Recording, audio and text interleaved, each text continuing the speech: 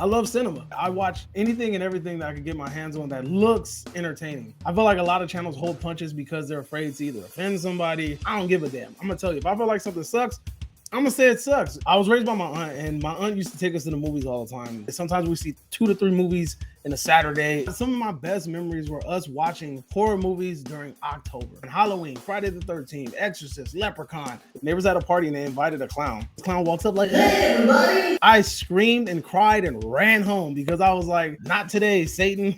I got out of there as quick as possible. I like your channel. It's similar to mine. Movie reviews, some movie news. Tell me about Cinema Chop Shop. So Cinema Chop Shop, long time ago, in the galaxy far away. When I initially started my channel, it was gonna be a strictly horror channel because I'm a huge horror fan. I mean, if you look at all the stuff in the background, you see a whole lot of horror stuff. I got some more cool horror stuff over there. I got like a Jason X helmet. It was gonna be called The Good, the Bad, and Atrocious. So my scaling system was gonna be about like just either the movie's good, is bad, or it's atrocious. You know, that was gonna be my grading system, and I was gonna base my whole channel off of that. So, and I didn't want to put good, bad, and atrocious. It was a long name, so I was like GBA reviews, you know. But then I realized that caused turmoil in the search engine because everybody that searched on my channel couldn't find it because they were finding Game Boy Advance. So I had to change my channel name, and the Cinema Chop Shop was my second go-to, and it just had a really good ring to it.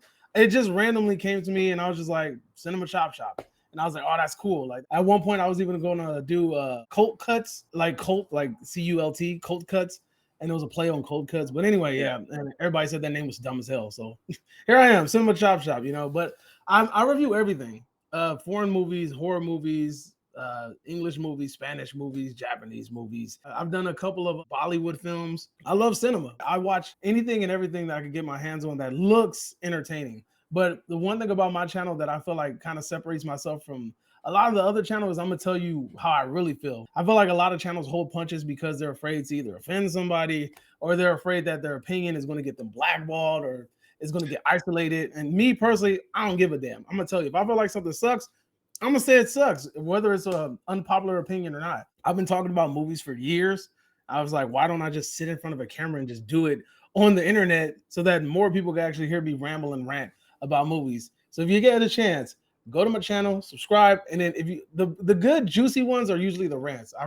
I give a good rant every now and then. And even the name Cinema Chop Shop, it's great because what do? We chop up, discuss, and rearrange them how we want to talk about the movies. Cold cut, it almost sounds like you're gonna need to eat a sandwich if you're doing the reviews. And then you got like sandwich in your mouth and everything. Why? And I'll tell you again, that was a really good movie. Well, you gotta peel back the layers.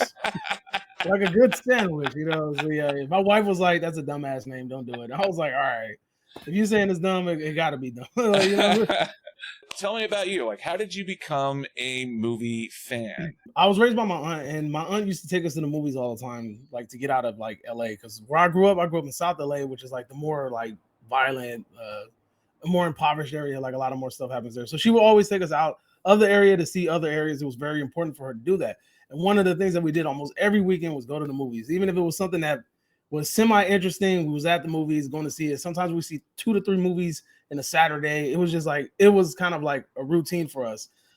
So growing up, like all I knew was movies. I was a huge Godzilla fan, still am. Huge Godzilla fan, Mecha Godzilla over there chilling in 2 different posters. I used to watch the Rubber Suit Godzilla movies. I had a whole drawer full of all the movies on VHS. I think I still got them at my aunt's house too. Just growing up on that stuff, like just watching movies. I remember damn near memorizing every line to Rush Hour. Like I can probably recite the whole dialogue of that movie.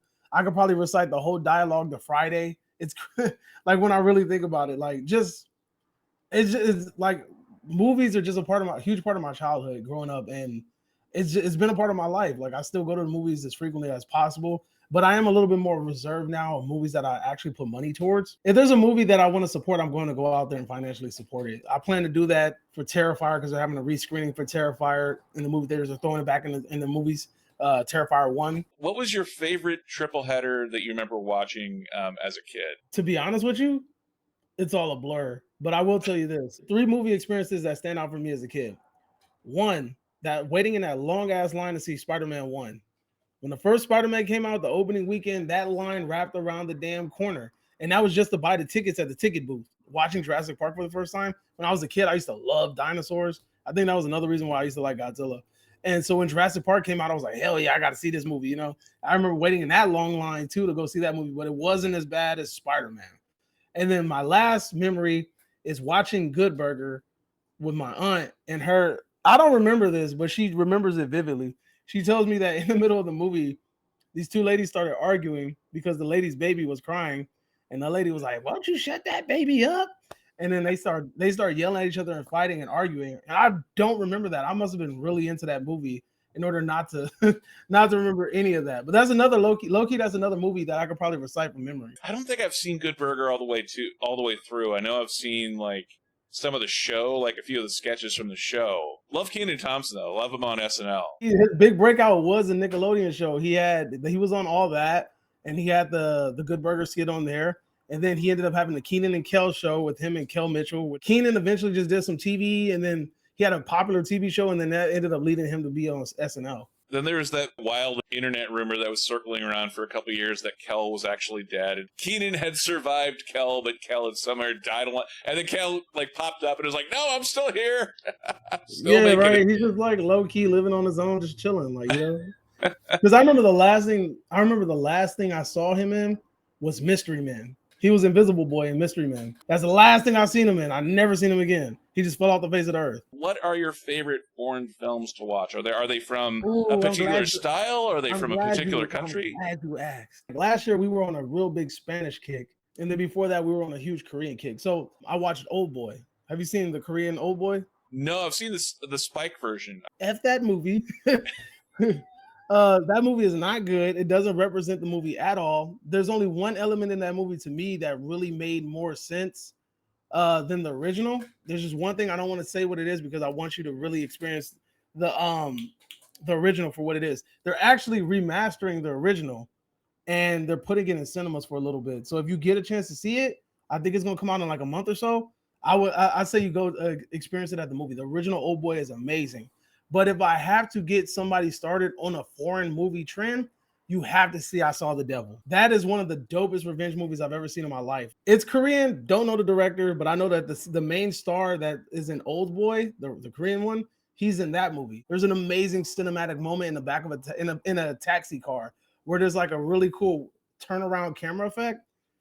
The cinematography is top notch. I've just started getting into Korean cinema the last couple of years, ever since Parasite came out and won Best Picture. That was sort of like my entry drug into the Korean cinema, and so much more is coming out the last couple of years. Train to Busan and so many more. Train to Busan is amazing. That's the top 5 zombie movie of all time. That brings up the next question I have for you. What is it about horror films that you love so much? All right, so it all started now. No, but seriously though, when I was a kid, my sister used to have us.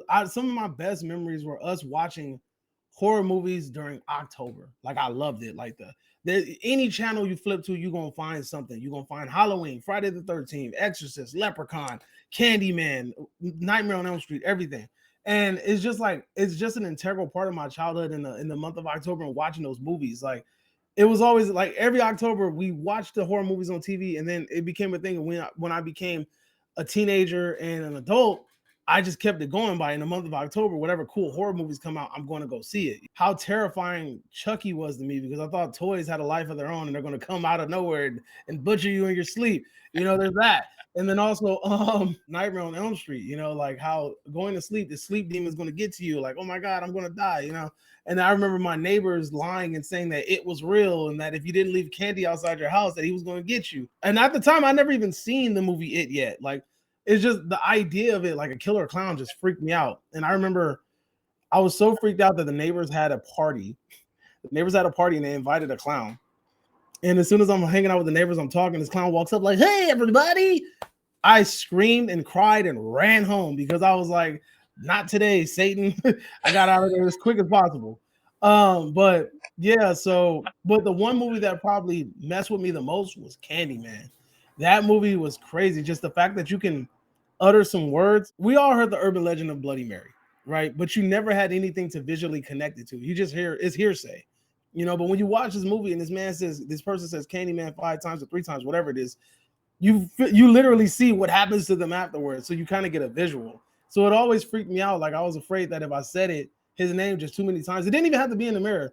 If I felt like I just said the name too many times, like I felt like he was going to come around the corner and gut me or something. But I don't know. It's just the adrenaline rush you get from the horror movies. And me, honestly, I would love to one day just like, I want to write a horror movie one day. That's one of my goals. Like I want to write either a horror movie or write like a horror story or something. I want to get something out to the world horror related. I want to make my mark. But one of the craziest ones was watching Tales from the Hood with my sister. I don't know if you've ever seen Tales from the Hood. That's a Black community staple. Tales from the Hood is like, it's an anthology. It's like a horror story, but it features a majority Black cast. When I was a kid, I was just terrified of it. But I recently watched it for one of my segments on my channel. I couldn't understand it as a kid, but the messages that are conveyed in the movie are a lot more deeper the older you get. And it's crazy too when you see that some of the stuff in the movie still resonates today, even though that movie came out in the 90s and those were 90s issues. You know, so and then that spoke a lot to me because I grew up in those type of communities. You know, this is definitely a must watcher if you have a opportunity. Are you an aspiring filmmaker? We live in an era now where you can literally shoot a film on your iPhone now. So, like you said, you could do it on the iPhone, which the movie Unsane did. Yeah, that's a movie. I think that movie was completely shot with iPhones, if I'm not mistaken. I have a mental image of what I want, but I haven't put like fingers to keyboard and type something out. What I tend to do is I'll write like a quick like synopsis of what it is in my head, and then I'll collect images of things that I want incorporated into that character. And recently I was going to hire this young digital artist to kind of bring that to life. I have a story that's similar to Candyman. I think it has a lot of potential if it's done correctly. Once I get ready and I feel confident, I'm probably going to release a series of short horror stories first, and then hopefully one of them could get picked up for maybe like a movie, because we've seen that, because Candyman was a short story and it got picked up. The Black Phone, that's a short story that got picked up, you know.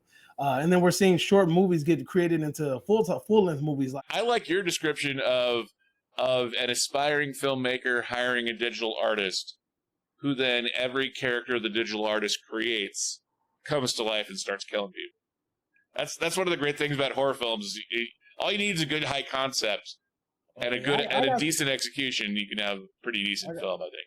I got some decent concepts. I just need to stop BSing and bring them to life. Yeah.